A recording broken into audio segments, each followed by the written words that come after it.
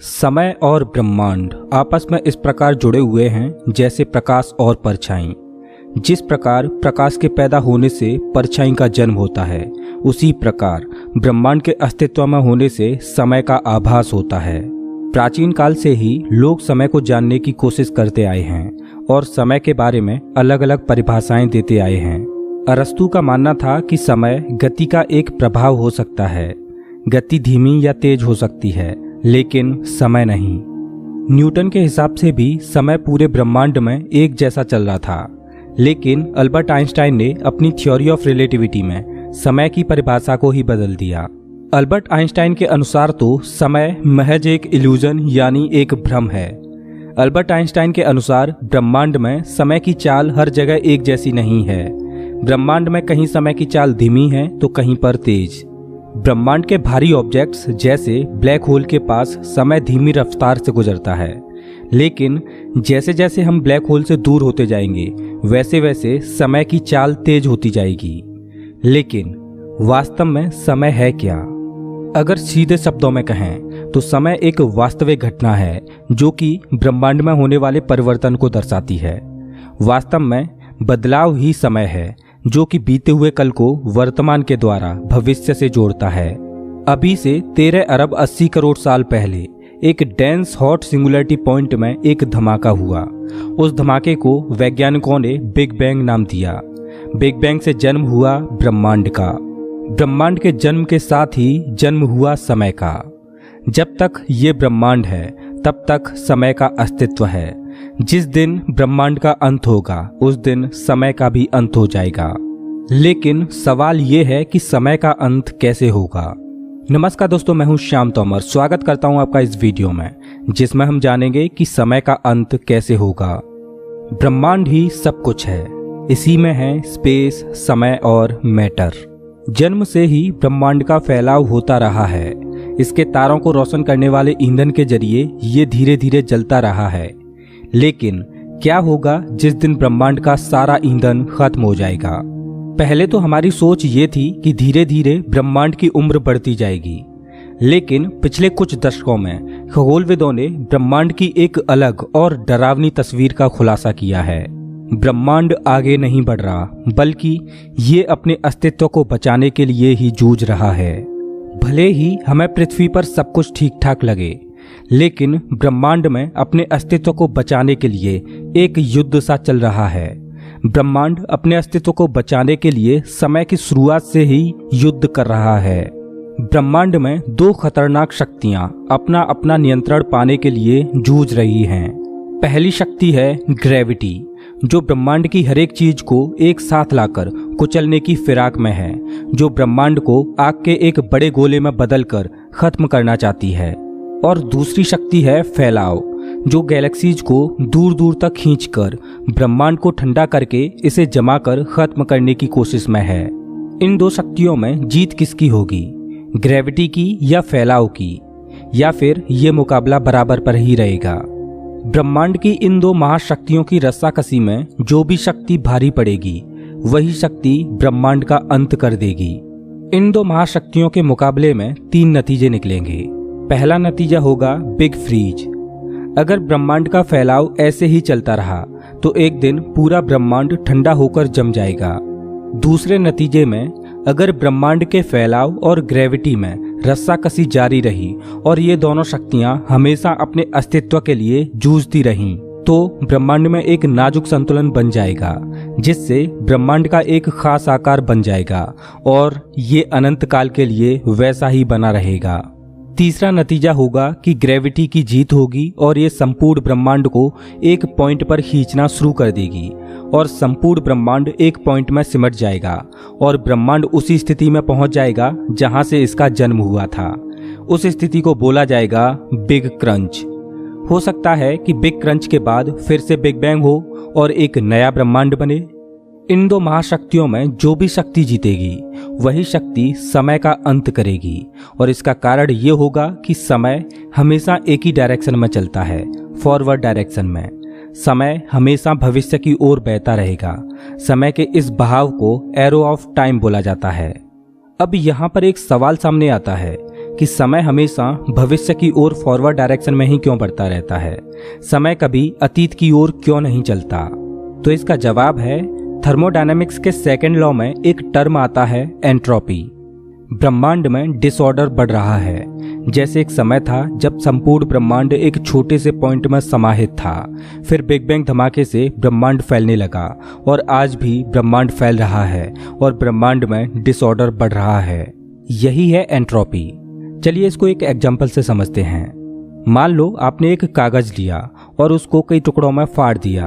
अब मैं आपसे कहूं कि आप उस कागज को पहले जैसा कर दो, तो क्या आप कर पाओगे? शायद आप टेप या गोंद लगाकर उसको चिपका दो, लेकिन ऐसा करने से क्या वो कागज पहले जैसा हो जाएगा? नहीं। यही है एंट्रोपी। मतलब ब्रह्मांड में डिसऑर्डर हर क्षण बढ़ता जा रहा है और ये डिसऑर्डर केवल बढ़ सकता है, कम नहीं हो सकता। बढ़ते हुए डिसऑर्डर के चलते ही हम बीते हुए कल और आज में फर्क महसूस कर पाते हैं। डिसऑर्डर की वजह से ही हमें चीज़ों में बदलाव नजर आता है और यही बदलाव हमें समय की अनुभूति कराता है। सोचो, अगर ब्रह्मांड में समय रुक गया तो बदलाव की सारी प्रक्रियाएं रुक जाएंगी, एंट्रोपी भी। या यूं कहें कि अगर ब्रह्मांड में डिसऑर्डर रुका तो समय भी ठहर जाएगा। कहने का मतलब एंट्रोपी की वजह से हम पास्ट और प्रेजेंट में अंतर महसूस करते हैं।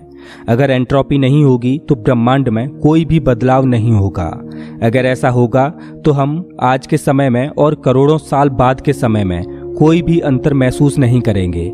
ना ही हम कभी बूढ़े होंगे और ना ही हम कभी मरेंगे। इससे कोई फर्क नहीं पड़ता कि अभी आप क्या कर रहे हो, लेकिन समय हमेशा आगे की ओर बढ़ता जा रहा है और समय का अंत ब्रह्मांड की दो महाशक्तियों में से किसी एक के कारण होगा। जैसा कि हम जानते हैं कि हमारा ब्रह्मांड फैल रहा है और ब्रह्मांड के फैलाव और ग्रेविटी में रस्साकसी जारी है। अभी तक तो हमारा ब्रह्मांड विस्तार और सिमटने के बीच एक नाजुक संतुलन बनाए हुए लग रहा है, लेकिन क्या ये अपने संतुलन को बनाए रख पाएगा? क्या कोई चीज इस संतुलन को गड़बड़ा सकती है? ब्रह्मांड के विस्तार की शुरुआत बिग बैंग से ही शुरू हो चुकी थी। फैलाव ने एक ऐसा विशाल और चलता फिरता मंच बनाया जिस पर आज का ब्रह्मांड गतिमान है। लेकिन अगर ये जन्म से ही नियंत्रित ना रहता तो ब्रह्मांड कब का खत्म हो चुका होता। अभी तक तो फैलाव की ताकत ग्रेविटी पर भारी पड़ रही है, जिस वजह से ब्रह्मांड का अस्तित्व बना हुआ है। लेकिन अच्छी बात यह है कि ग्रेविटी और फैलाव बिग बैंग से ही संतुलित रहे हैं। अगर ब्रह्मांड का विस्तार कहीं ज्यादा तेजी से होता तो ये इतनी तेजी से खाली होता कि गैलेक्सीज, स्टार्स और ग्रहों को बनने के लिए समय ही नहीं बचता। हम इस ब्रह्मांड को देख पाते हैं। इसका कारण है कि एक महाशक्ति ग्रेविटी ने ब्रह्मांड के फैलाव की रफ्तार पर रोक लगाई हुई है। ग्रेविटी और मैटर हमेशा साथ रहते हैं। कोई चीज जितनी बड़ी होगी ये अपने आसपास की चीजों पर उतना ही दबाव डालेगी। ग्रेविटी ने ही सितारों को बनाया, ग्रहों को बनाया, गैलेक्सीज को बनाया। लेकिन ग्रेविटी एक दो धारी तलवार की तरह है। अगर ब्रह्मांड का फैलाव धीमी रफ्तार से होता तो ग्रेविटी फैलाव पर हावी हो जाती और ये संपूर्ण मैटर को एक पॉइंट में क्रश कर देती और ब्रह्मांड में स्टार्स, ग्रह, गैलेक्सीज इत्यादि बनने से पहले ही सारा मैटर एक पॉइंट में समा जाता और ब्रह्मांड कब का खत्म हो जाता। आज हम एक संतुलित ब्रह्मांड में रह रहे हैं। इसकी उम्र बहुत ज्यादा लंबी है। ब्रह्मांड इस गति से फैल रहा है कि हमें विकसित होने का समय मिल रहा है। ग्रेविटी और फैलाव की रस्साकसी की वजह से ब्रह्मांड 13 अरब 80 करोड़ सालों तक कायम रहा है। लेकिन ये संतुलन आखिर कितना स्थिर है? क्या हमारे ब्रह्मांड में बेरोक टोक विस्तार या खुद ही तबाह होने से बचाने लायक संतुलित सामग्री मौजूद है?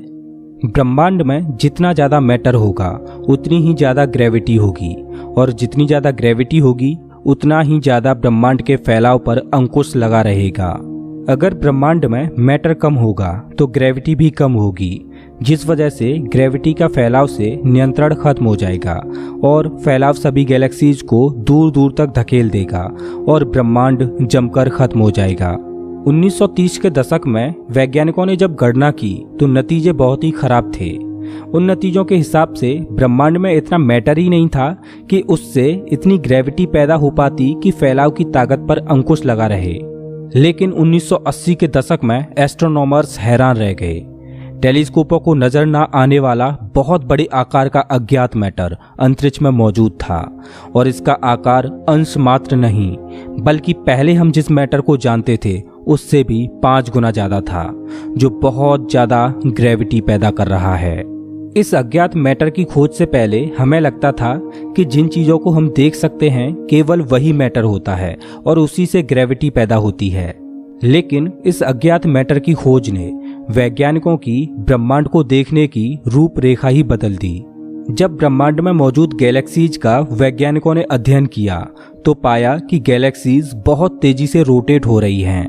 जिस तरह से सूर्य की जबरदस्त ग्रेविटी पृथ्वी और बाकी अन्य ग्रहों को एक गोल घेरे में नाजुक नृत्य कराती रहती है, सूर्य के मास से पैदा हुई ग्रेविटी ही दूर दूर तक मौजूद ग्रहों की परिधियों की रफ्तार को नियंत्रित करती है। अगर सूर्य ज्यादा बड़ा होता तो ग्रहों की परिक्रमा करने की गति भी ज्यादा तेज होती और अगर सूर्य छोटा होता तो ग्रहों को इसकी परिक्रमा करने में ज्यादा समय लगता। गैलेक्सीज भी बिल्कुल ऐसे ही काम करती हैं। गैलेक्सीज के सेंटर में मौजूद विशाल मास बाहरी सितारों को गोल ग्रह जैसे ऑर्बिट में खींचता है। 1980 के दशक में वैज्ञानिकों ने गैलेक्सी के तारों की इन कक्षाओं की सटीक पैमाइश की तो नतीजों ने सब कुछ बदल दिया। गैलेक्सीज के केंद्र में जो विशाल सुपरमैसिव ब्लैक होल्स थे उनमें भी इतना पर्याप्त मास नहीं था जो गैलेक्सीज को इतनी तेजी से रोटेट करा पाता। यहाँ तक कि इतने कम मास की वजह से गैलेक्सीज को टूटकर बिखर जाना चाहिए था, लेकिन फिर भी ऐसा नहीं हुआ। आज हम देखते हैं कि यूनिवर्स गैलेक्सियों से भरा पड़ा है। ग्रेविटी का कोई बड़ा और अतिरिक्त स्रोत शायद गैलेक्सीज को एक साथ थामे हुए है, लेकिन वैज्ञानिकों को टेलीस्कोपों में कुछ भी दिखाई नहीं देता, ना कोई चमक ना कोई छाया। ये नई चीज ना तो कोई प्रकाश छोड़ती है और ना ही प्रकाश को रिफ्लेक्ट करती है और ना ही उसे रोकती है, लेकिन ये अज्ञात किस्म का मैटर गैलेक्सीज के सभी तारों को एक ही गैलेक्सी में बांधे रखता है और गैलेक्सियों को टूटकर बिखरने नहीं देता। वैज्ञानिकों ने इस अज्ञात किस्म के मैटर को नाम दिया डार्क मैटर। ब्रह्मांड इस डार्क मैटर से भरा पड़ा है। सामान्य मैटर से इसकी मात्रा 5 गुनी है। डार्क मैटर ब्रह्मांड में बेहिसाब ग्रेविटी पैदा कर रहा है। वैज्ञानिक डार्क मैटर के आधार पर ब्रह्मांड के अंत को प्रेडिक्ट करने लगे। वैज्ञानिक मानने लगे कि किसी दिन सामान्य मैटर और डार्क मैटर से पैदा हुई ग्रेविटी ब्रह्मांड के विस्तार को रोक देगी और ग्रेविटी फैलाव पर भारी पड़ेगी। फैलता हुआ ब्रह्मांड फिर से सिकुड़ने लगेगा। सभी गैलेक्सियां एक दूसरे के पास आती जाएंगी और आपस में टकराकर मर्ज हो जाएंगी। बेहिसाब ग्रेविटी मैटर को तब तक क्रश करते जाएगी जब तक ब्रह्मांड का संपूर्ण मैटर एक सघन बिंदु में ना समा जाए।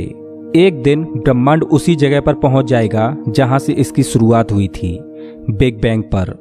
जब ब्रह्मांड सिकुड़कर एक डॉट में समा जाएगा, ब्रह्मांड के अंत की उस घटना को वैज्ञानिकों ने नाम दिया है बिग क्रंच। कुछ लोग मानते हैं कि जब बिग क्रंच होगा तब उस पॉइंट में एक बार फिर से बिग बैंग होगा और एक नए ब्रह्मांड का एक नई टाइमलाइन पर जन्म होगा। अगर ऐसा होगा तो क्या हमारा ब्रह्मांड जिस बिग बैंग से जन्मा है तो क्या उससे पहले कोई बिग क्रंच था? अगर ऐसा है तो बिग बैंग और बिग क्रंच आखिर कितनी बार हुआ होगा? क्या यह ब्रह्मांड के जन्म और मरण की एक इन्फिनाइट साइकिल है? लेकिन जब वैज्ञानिक डार्क मैटर के बिग क्रंच को समझने के करीब थे तो ब्रह्मांड ने उनके सामने एक और बड़ी चुनौती रख दी। कोई अनजान ताकत ब्रह्मांड को एक अलग अंत की ओर तेजी से धकेलती हुई लग रही थी। ग्रेविटी और फैलाव पिछले 14 अरब सालों से ब्रह्मांड पर कब्जा करने की सोच रहे हैं। फैलाव इसको बाहर की ओर धकेलता है और ग्रेविटी इसको अंदर की ओर खींचती है। ग्रेविटी के पास डार्क मैटर था तो लग रहा था कि जीत इसी की होगी और ब्रह्मांड बिग क्रंच की ओर चला जाएगा। लेकिन फिर एक हैरतअंगेज खोज ने हमारा ब्रह्मांड को देखने का नजरिया ही बदल दिया। सन 1990 के आसपास वैज्ञानिकों ने ब्रह्मांड के विस्तार के इतिहास को नापने का फैसला किया ताकि वो ये जान पाएं कि ब्रह्मांड के फैलाव की गति कहीं इतनी धीमी तो नहीं हो रही कि एक दिन इसे बिग क्रंच का सामना करना पड़े, या फिर कहीं ऐसा तो नहीं कि ये हमेशा के लिए फैलता ही जाए। वैज्ञानिकों की शोध ने दुनिया को हैरत में डाल दिया। ब्रह्मांड के फैलाव की गति धीमी नहीं बल्कि तेज हो रही है और फैलाव की ये गति हर पल बढ़ती जा रही है। एक अदृश्य और रहस्यमयी शक्ति ब्रह्मांड के फैलाव को तेज करती जा रही है। ब्रह्मांड का ये फैलाव फिजिक्स के नियमों के उलट हो रहा है। फैलाव को एनर्जी बिना किसी चीज के मिल रही थी, स्पेस के वैक्यूम से। वैक्यूम का मतलब होता है एकदम खाली जगह जिसमें कोई भी पार्टिकल ना हो, जिसका ना तो कोई तापमान हो और ना ही एनर्जी हो। लेकिन ये बात सच नहीं। खाली जगह में एक एनर्जी होती है जो कि ग्रेविटेशनल रिपल्सन पैदा करती है। ये एनर्जी एक तरह की एंटी ग्रेविटी पैदा करती है। इस शक्ति को वैज्ञानिकों ने डार्क एनर्जी नाम दिया। वैज्ञानिकों ने अंतरिक्ष में मौजूद डार्क एनर्जी को नापने के लिए अपने बेहतरीन स्पेस टेलीस्कोपों को कैलिब्रेट किया और नतीजे दिमाग को चकराने वाले थे। ब्रह्मांड के मास के मुकाबले डार्क एनर्जी की तादाद 3 गुना थी। सबसे बड़ी ताज्जुब की बात तो ये है कि स्पेस जितना ज़्यादा फैलता है तो वहाँ उतनी ही ज़्यादा मात्रा में डार्क एनर्जी महसूस होती है। डार्क एनर्जी एक ऐसी एनर्जी है कि जब ये गैलेक्सीज को धकेलती है तो स्पेस में वैक्यूम बढ़ता जाता है, जिस वजह से रिपल्सन भी बढ़ता जाता है और डार्क एनर्जी और ज़्यादा बढ़ जाती है। ब्रह्मांड की गति धीमी होने की बजाय जो बढ़ रही है, इसका कारण है बढ़ती हुई मात्रा में dark energy. Dark energy big crunch theory को खत्म करती नजर आती है, लेकिन वैज्ञानिक ये नहीं जानते कि डार्क एनर्जी, विस्तार और स्पेस आपस में किस तरह से जुड़े हुए हैं। अगर स्पेस की मात्रा का आकार दोगुना हो जाए तो क्या डार्क एनर्जी भी दोगुनी बढ़ जाएगी या ये उससे भी ज़्यादा बढ़ेगी? अगर स्पेस के बढ़ने से डार्क एनर्जी कई गुना बढ़ती जाएगी तो ब्रह्मांड का अंत बहुत ही डरावना होगा। जब डार्क एनर्जी की मात्रा बढ़ती जाएगी तो ये ग्रेविटी पर इस कदर हावी होगी कि ये गैलेक्सीज को भी तहस नहस कर देगी। जब डार्क एनर्जी अपने चरम पर होगी तो सबसे पहले गैलेक्सी फटना शुरू होंगी, फिर गैलेक्सीज के अंदरूनी हिस्से फटने लगेंगे और उसके बाद सौर मंडलों का भी यही हाल होगा। डार्क एनर्जी स्टार्स, ग्रहों और चट्टानों को फाड़ देगी। डार्क एनर्जी का कहर यही नहीं रुकेगा, वो सूक्ष्म स्तर पर मौजूद एटम्स को भी फाड़ देगी। ब्रह्मांड का ये अंत बहुत ही बेरहमी से और तेजी से होगा।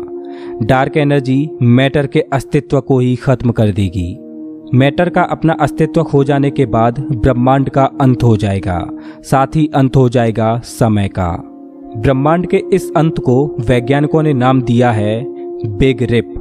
अगर ब्रह्मांड में स्पेस के बढ़ने से डार्क एनर्जी कई गुना ना बढ़कर 1:1 के अनुपात में बढ़े, मतलब 1 गुना स्पेस बढ़े तो 1 गुना ही डार्क एनर्जी बढ़े, इस स्थिति में ब्रह्मांड हमेशा के लिए फैलता जाएगा और ठंडा होता जाएगा। गैलेक्सीज में मौजूद स्टार्स का ईंधन धीरे धीरे खत्म होता जाएगा और गैलेक्सीज में अंधेरा छाता जाएगा। सभी गैलेक्सीज में सिर्फ मरे हुए तारों के अवशेष बचेंगे, जैसे ब्लैक होल, गैस और धूल के ठंडे बादल। सितारों का दौर खत्म हो जाएगा और ब्लैक होल्स का दौर शुरू हो जाएगा। ब्लैक होलों से भरी गैलेक्सीज विकसित होती रहेंगी। गैलेक्सीज में मौजूद ब्लैक होल्स एक दूसरे से मिलते रहेंगे और पहले से ज़्यादा बड़े होते जाएंगे। पहले वैज्ञानिक सोचा करते थे कि ब्लैक होल्स अमर होते हैं, लेकिन एक दिन इनकी भी मौत होगी। ब्लैक होल्स हॉकिंग्स रेडिएशन के द्वारा इवेपोरेट होते जाएंगे और छोटे होते जाएंगे और खत्म होते जाएंगे। जिस दिन ब्रह्मांड का आखिरी ब्लैक होल अपनी दम तोड़ेगा, उस दिन अंत होगा इस ब्रह्मांड का और समय का। ब्रह्मांड के इस तरह के अंत को वैज्ञानिकों ने नाम दिया है बिग फ्रीज, जिसमें ब्रह्मांड को ठंडी और धीमी मौत का सामना करना पड़ेगा, जो खरबों खरब साल तक कायम रहेगी। अब ब्रह्मांड का अंत बिग क्रंच से होगा या बिग रिप से या फिर बिग फ्रीज से? इस सवाल का जवाब डार्क एनर्जी के रहस्य में छिपा है। लेकिन हमारा ये ब्रह्मांड खुद से जुड़े राज आसानी से उजागर नहीं करता और डार्क एनर्जी और डार्क मैटर की ही तरह अभी शायद कई आश्चर्यजनक तथ्य हमारा इंतजार कर रहे हैं, और ये आश्चर्य उन रहस्यों और चमत्कारों की तादाद और बढ़ाएंगे जो हमारे ब्रह्मांड ने हमारे लिए छुपा रखे हैं।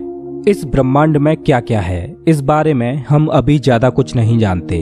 हम फिलहाल खोज के एक दौर से गुजर रहे हैं जहां अभी बहुत सी खोजों का होना बाकी है।